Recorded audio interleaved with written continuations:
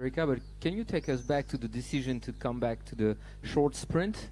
And do we have a chance to see you again on the 400?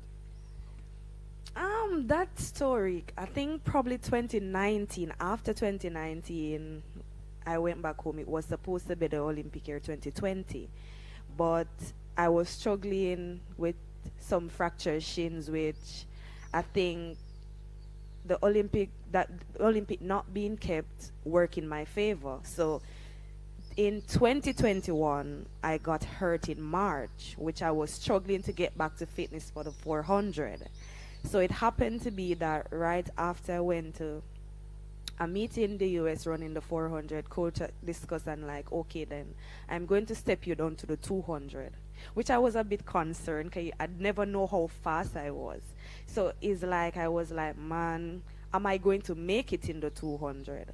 But I know I can, it's just, would I make it at the time? So for me, I think when coach say, I'm going to run the 100 at the trials, it was just to get a relay spot.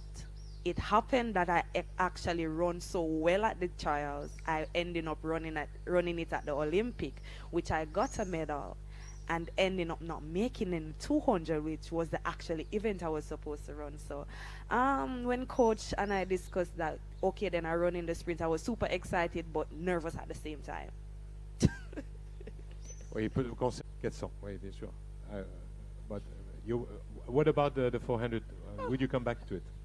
Definitely. I can, as I said, I'm so good at all events. I'll stick to all events. I won't change anything. Before the end of the season? No. No, next year maybe, or Paris 2024. Well, this is another thing.